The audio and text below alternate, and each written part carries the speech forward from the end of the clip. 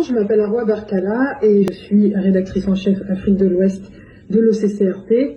Pour Brut, je vais vous expliquer quels sont les tenants et les aboutissants d'un contrat d'armes passé entre le ministère de l'Environnement du Sénégal et un trafiquant d'armes recherché par le Nigeria.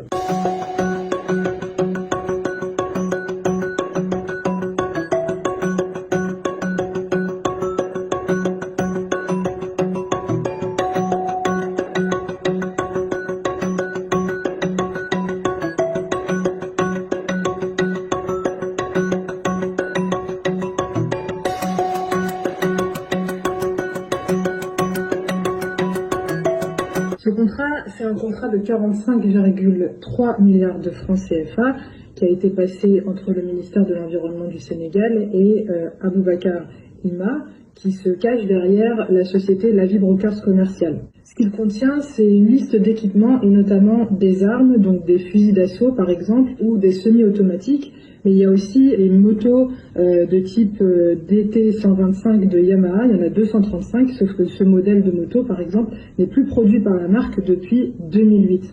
Il y a aussi des équipements tels que des motos amphibies, donc ce sont des scooters qui se transforment en jet ski, ce qui peut prêter à sourire si ce n'était pas aussi dramatique vu le nombre de milliards de francs CFA qui sont engagés dans cette commande.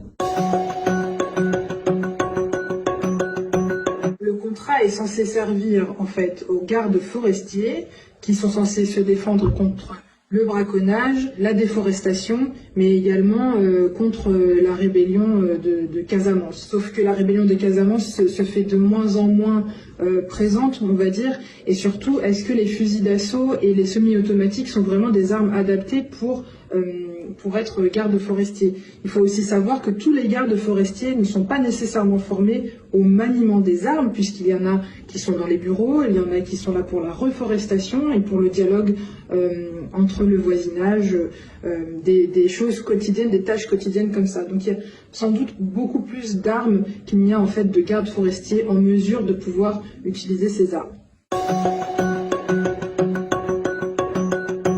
Aboubacar Ima, c'est une personne qui a commencé sa carrière en fait en imprimant des cartes de visite pour les membres du Parlement au Niger et chemin faisant, il a réussi à se faire un réseau très important de personnes très influentes politiquement et ainsi il est tombé sur des appels d'offres de marché public un jour au Nigeria alors que le pays essayait de combattre Boko Haram.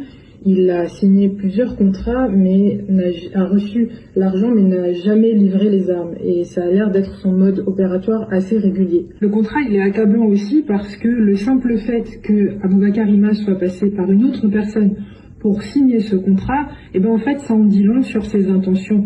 Et c'est ce qui n'a pas été vérifié de prime abord en fait par les signataires du contrat, mais aussi tous les techniciens qui sont au sein du ministère. Est-ce qu'ils ont tous été au courant que ce contrat est passé? Ça, c'est la question à laquelle le gouvernement devrait répondre.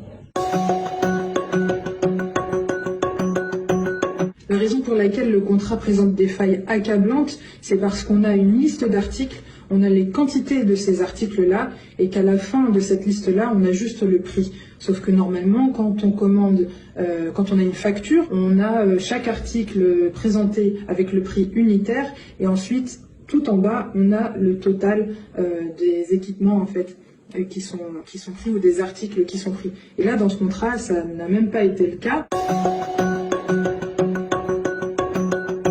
Le matériel devait être livré en juillet 2022 selon le contrat et nous sommes en novembre et ce n'est toujours pas le cas.